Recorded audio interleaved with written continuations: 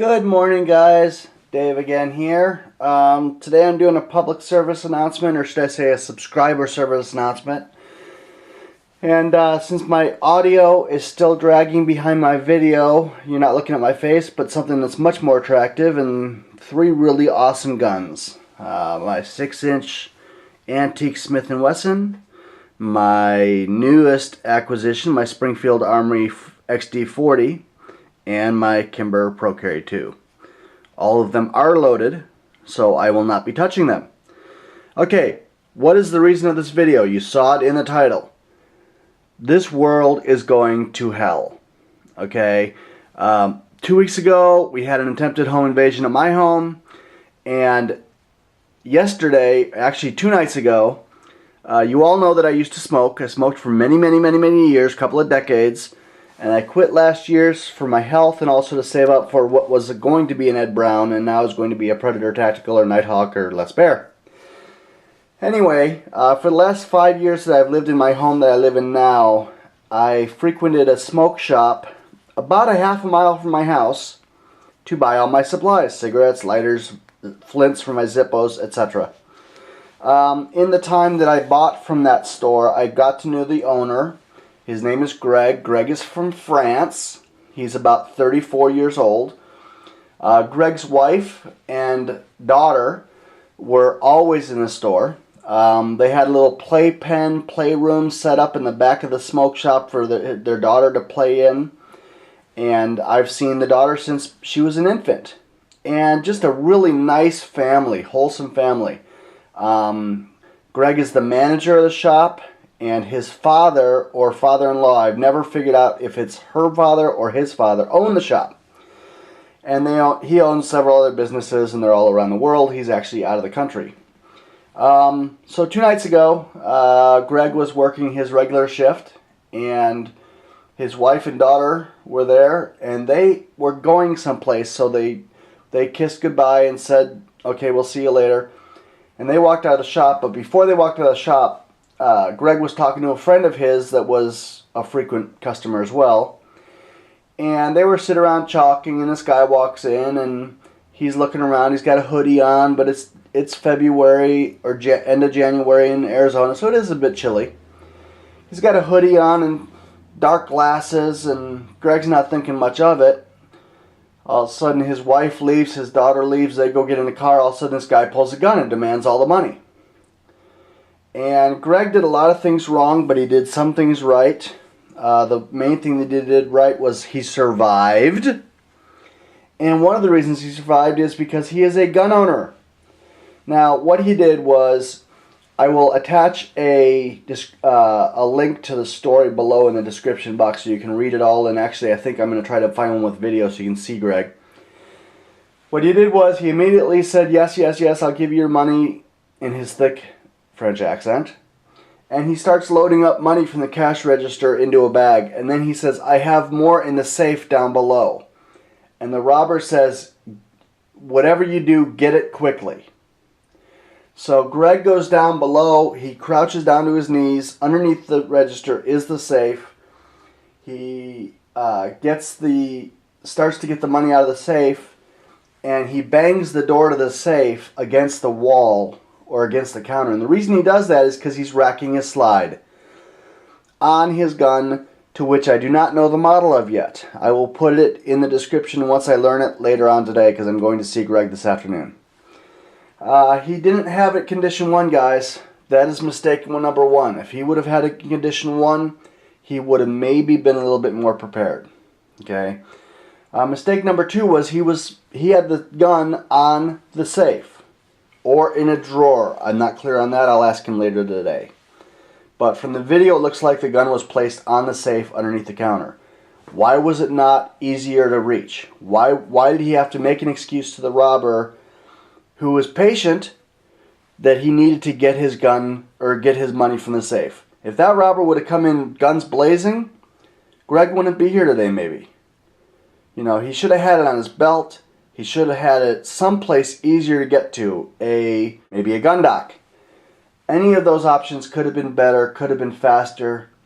So he gets the gun, he racks the slide by bumping safe door so the robber does not hear the gun racking. And then, as his description, per his description, I shot to warn him and to scare him off. So he shot basically through his counter. But what he didn't realize, or maybe he did, he shot the robber in the legs. Went through both the robber's legs, through and through. The robber shot back 3 or 4 rounds, way up high, at about 9 feet off the ground, and then another one about 4 feet off the ground. Greg was, of course, still crouched behind the counter, so he was safe. The robber then ran out to his girlfriend's waiting in the car, and they drove to the hospital where he was promptly arrested. So, a lot of lessons to be learned here, guys. First of all, if you carry some of the time but not all the time, if you're one of those, please change your ways and carry 24/7. If I'm at home, since my home invasion especially, my gun is sitting on the table next to me. Okay, it wasn't that way the case. That wasn't the case when my daughter lived with me, my granddaughter. I'm not stupid, okay? But it's a secure house. I've got lots of security doors and such. So carry all the time. Second of all, know what you're going to do in the event that the bad stuff happens. One of the things that I'm going to do today that I feel badly that I've not done in the past is I'm going to offer Greg training. And I'm not going to exploit his recent terror by saying, hey, for $90 an hour or $50 an hour I'll charge. No. I'm going to offer him free training because he needs to learn to carry Condition 1. He needs to learn to carry on his person. He needs to learn that if it's his daughter and wife had left the building, there really may not have been a need for the shooting.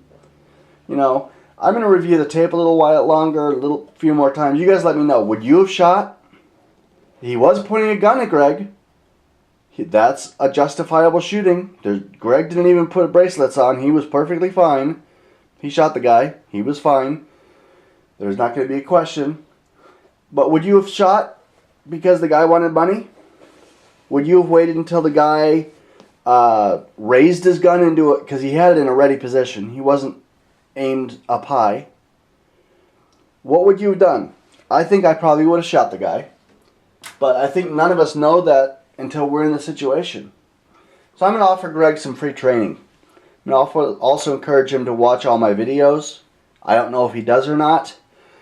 Like I said, it's been several months since I've been in that shop. I've gone in a couple times just to say hi to him.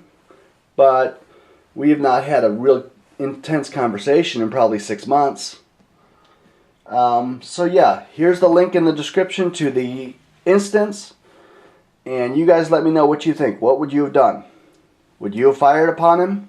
What advice do you have to me to give to Greg? Because I will be seeing him today. And we have tactical training on the 11th. I will be inviting him and encouraging him to come at no cost to him. As well as his wife if they can get a sitter. And I hope that he is not scared and traumatized, as we know that shootings can, develop. And I hope he's not regretting the fact that he had a gun in his shop. I really, really hope not. I don't think he is. But he had talked to me in the past about, he's from France. And, yada, yada, yada. I don't know if the owner of the shop, his father or father-in-law, mandated that he keep a gun in the store or not. I don't know any of these questions. I'm going to get them all answered. So there you go, guys. Just a little video. Stay Condition 1. If you're not comfortable carrying Condition 1, please practice. You're not practicing enough. You really need to stay Condition 1 because that noise could have killed Greg. That racking of the slide could have got him shot. That racking of the slide, it spent precious seconds off his timing. So carry Condition 1, guys. Keep your guns Condition 1. That's Condition 1. That's Condition 1. And, well, we know what revolvers are. So just make sure that you're prepared. If you're not training, if you're not doing a half an hour of dry fire every night with snap caps or dummy rounds every single night, if you don't know your routine and you don't have your drawdown, You saw Adam's draw in his videos, 0.77 seconds. I'm not that fast. That was with his Scarab holster. He's at about 1.8 concealed carry. I'm not that fast, but I want to be that fast. So tell me what you want to do for training. Tell me what you think I should talk to Greg about. What should I ask him? And I know that you guys are all going to say, tell him that we're glad that he's okay. So I will be telling him that. That's about it, guys. Hopefully I'll have my audio video linked up in the next couple of days. I've got an appointment with Apple on Saturday. I'm sure it's not. My iMovie is like 3 years old, so it's probably the iMovie.